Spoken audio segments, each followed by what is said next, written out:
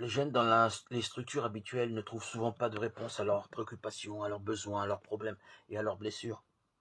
La prolifération et la croissance des associations et des mouvements avec des caractéristiques à prédominance juvénile peuvent être interprétés comme une action de l'esprit qui ouvre de nouveaux chemins.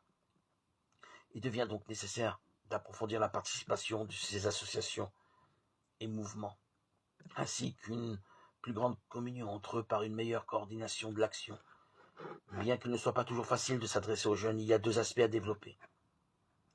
La conscience que c'est toute la communauté qui les évangélise et l'urgence qu'ils aient une place plus importante dans les propositions qu'on leur fait.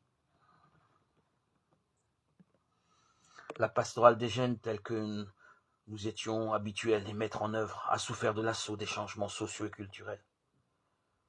Les jeunes eux-mêmes sont des agents de la pastorale, de la jeunesse, accompagnés et guidés, mais libres de rechercher de nouveaux chemins avec créativité et audace. Il serait superflu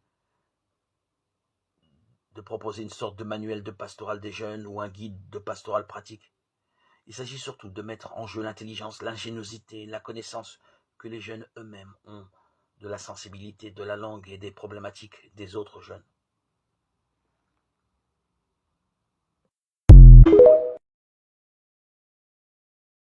Nous devons nous préparer, en grandissant toujours plus dans la charité.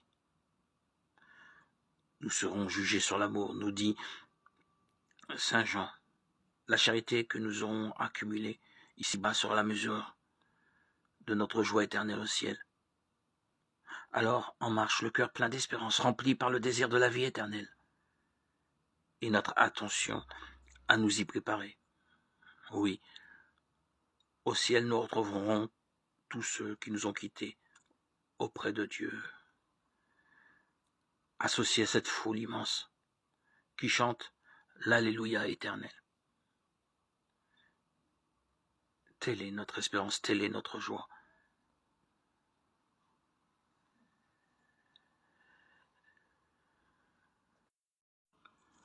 Le jeûne que je préfère, n'est-ce pas ceci?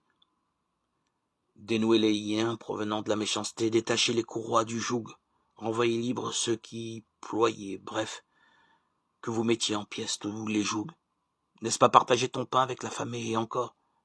Les pauvres sans abri, tu les hébergeras. Si tu vois quelqu'un nu, tu le couvriras. Devant celui qui est ta propre chair, tu ne te déroberas pas. Isaïe chapitre 58. La pratique de l'aumône est le signe d'une religion authentique. Jésus fait de l'aumône une des conditions pour accéder à son royaume. Luc 12, 32-33. Et à la vraie perfection. Marc 10, 21.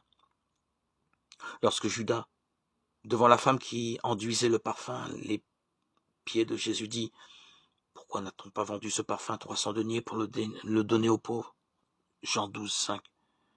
Le Christ défend la femme en disant: des pauvres, vous en avez toujours avec vous, mais moi, vous ne m'avez pas pour toujours. Jean 12, 8. Ces deux phrases donnent beaucoup à réfléchir. L'homme aura toujours des besoins, et la vraie aumône y répond.